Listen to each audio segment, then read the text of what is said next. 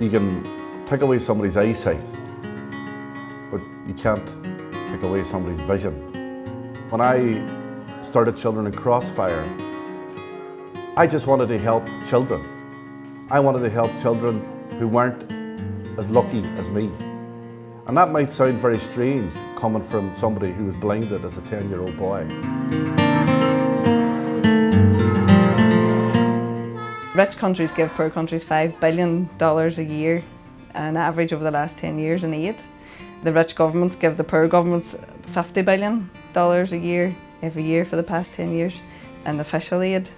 But the problem is we're taking back $500 billion every year for the past 10 years. The most important issue in the world! With issues that are very important, like who are we and what is our role on the planet and how do we connect to other individuals? I mean, to me, those are core fundamental questions that we all have to ask ourselves.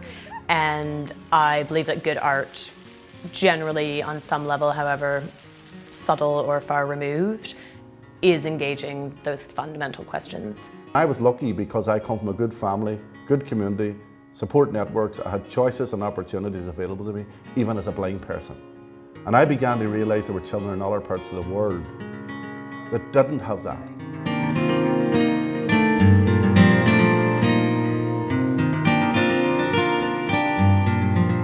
Children Crossfire was set up over 10 years ago. It's an international NGO.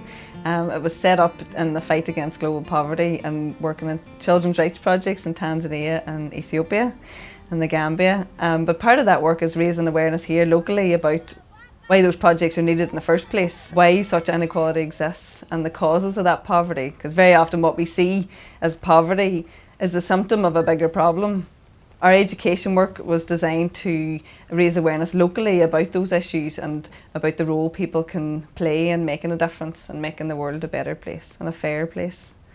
So this project was called 8 Good Reasons on the basis of the 8 Millennium Development Goals, and these goals were signed at the turn of the millennium by the United Nations. So we thought that was a good framework to work with in schools, and we actually had a small pilot project with schools, and the teachers seemed to like the kind of structure of it. So we thought, well, it's a framework to do global education around. The idea then also came from me seeing some street theatre that was going on locally, and it was about local issues around sectarianism, and saw pieces of street theatre and just realising the power of theatre. And we just thought we should really be using the arts in global education to engage people in it and to see their connection with it. People are too set in their ways. It's been going on for years.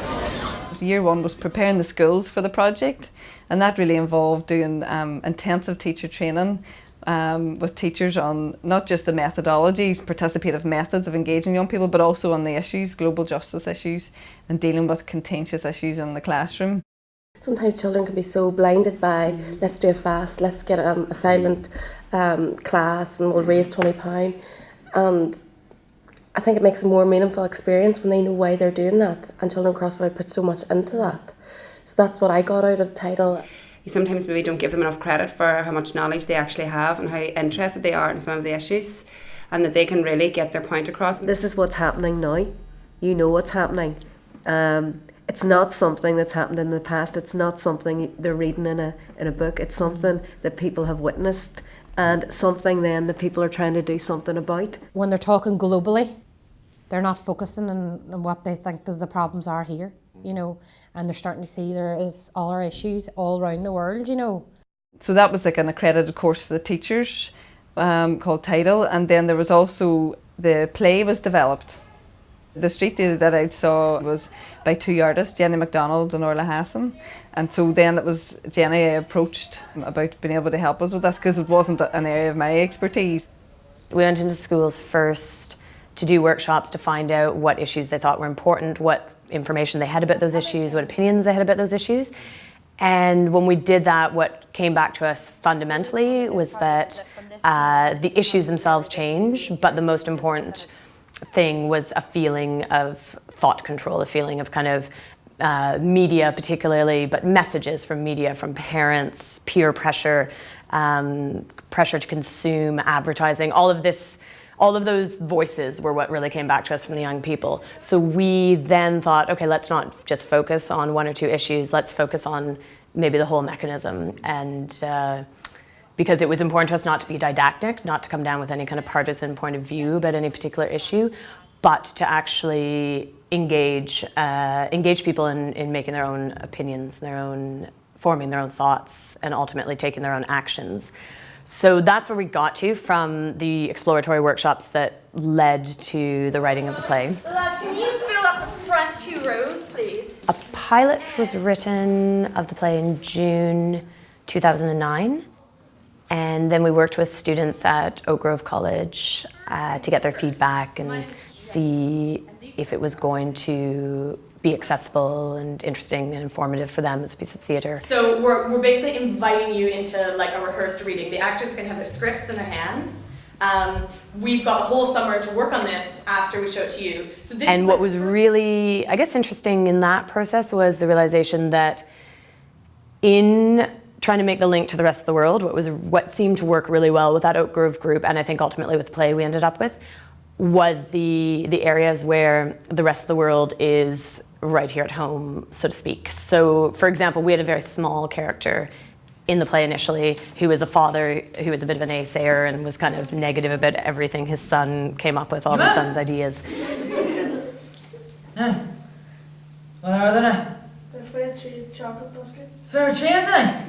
Oh, people working hard for their money. Yep. And when we did the pilot, we realized that that character was the most humorous, the most accessible to the young people on that day, and they said their feedback was more of the father, more of the classroom, more of the peer relationships. So what I took away most from that day was, okay, we have to develop what's very close to home and really express and explore that if we're going to make a bridge from that to what's far from home. And that bridge is really through the character of Aloho, but Aloho comes right into the home. She's in some respect at dinner with the family. She ends up in the classroom, and that's all like a little bit magical and mysterious. We don't quite know why or how. So what do you do over there? I go to school when there's time, but I work a lot on the family farm. So you get to cut school just to work on a farm? Are you serious? That's class. If I came over, could I do that? So it was then revised over that summer, and the first production was then September 21st. So the play took to the road in September, and it was a huge success. The young people loved it. I think it was different to anything they'd seen before, and it was fun as well as, you know, informative. And they loved the actors as well because they were young and lively, and the workshops afterwards were a huge success as well. What's good about it is the information they tell you.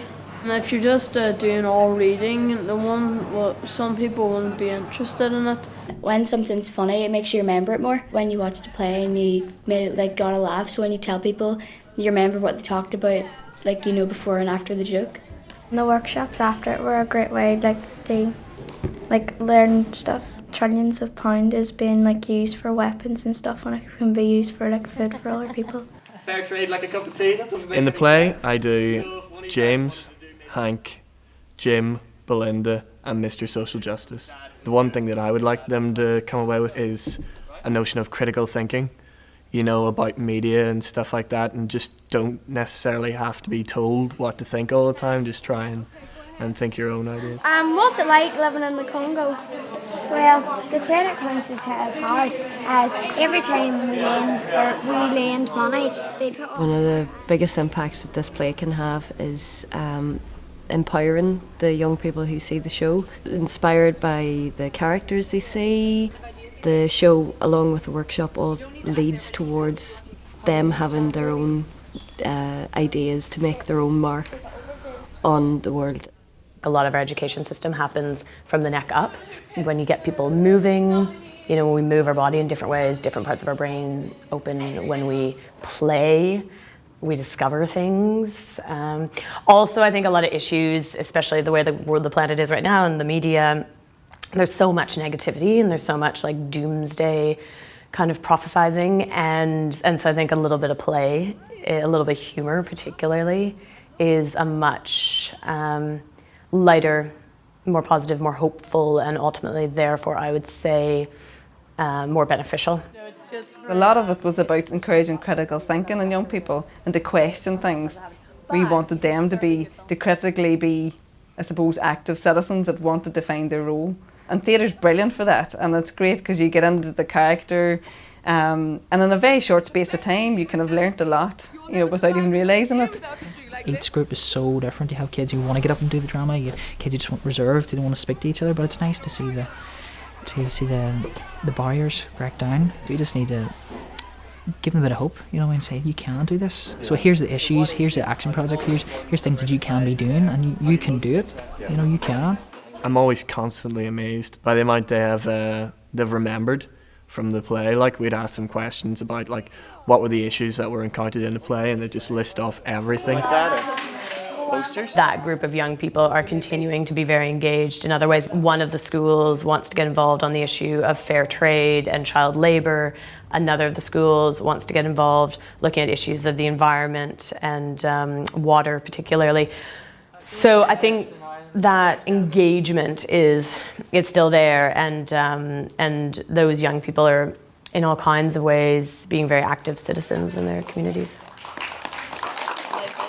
For the last year, we wanted to engage the general public, but it's a very different setting to a formal education setting. We don't have the general public for 2 hours or 3 hours where we can perform the play and debrief it. So we had to think a bit differently about it, and I suppose one of the strongest things that came out of the play and out of the research with the young people was this idea about connection, interdependence, how we connect with the rest of the world. We just took the strongest points of the play and converted them into these characters that were going to go out on the street.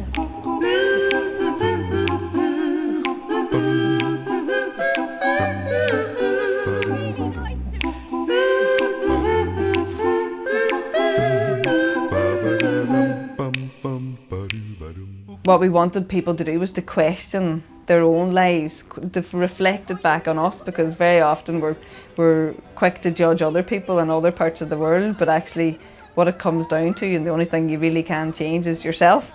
Really, that's what the bubbles were doing. And from the play, I suppose it was that question, developing critical thinking skills, questioning approach that led to the bubbles. When it came to going to the street, we really wanted to I guess, engage with as many people as possible. So we kind of turned it around and we thought, how would people from elsewhere, rather than seeing how James understands Aloho, who's from another place, how would characters from another place understand life here? Why are all you people dressed the same? Our feeling was that on the street, if you preach, you'll instantly antagonize, and so we wanted actually to kind of gently invite people into a conversation, and have it be a conversation about how do we live, and is it working? Why? Because people are greedy. Why? Because they have too much power. Why do people have too much power? Because the government gives it to them. Because they have credit cards. Because they were born rich. Born rich. Because they were born rich. It's through the Bubbles' naivety we hope allowed the public to ask questions in their own life. Imagine walking through the town, you see this bubble, this character dressed up with this kind of big bubble structure. Kind of makes you stop and think. So we hope that it took people out of their comfort zone and made them ask questions about themselves in relation to these global issues. These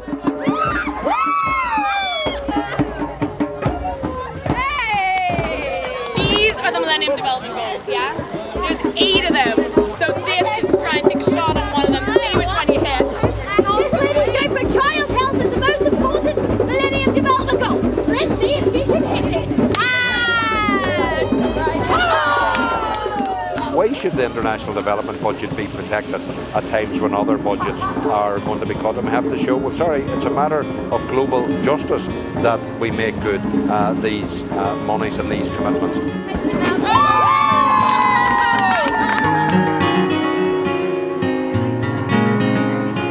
The idea that people aren't interested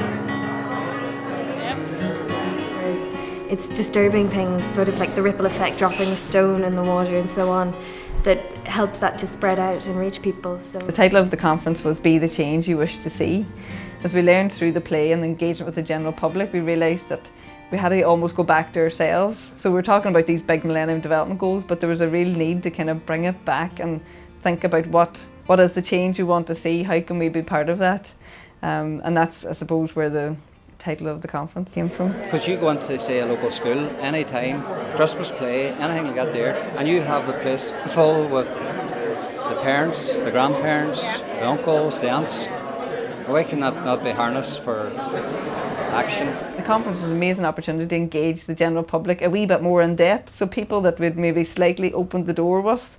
This was a chance to really go for it a whole day with people from all different backgrounds, from the general public, maybe from related work areas, maybe not. And we just thought we'd take that opportunity, and instead of, we have the report and the DVD and things to disseminate the learning and the impact from the project, so we just felt maybe it was more important to use that time to really engage with people and see what change we wanted to see and make it more active. The feedback was phenomenal, and the conference itself at the end was my favourite. But I loved the idea that this play that was informed by young people.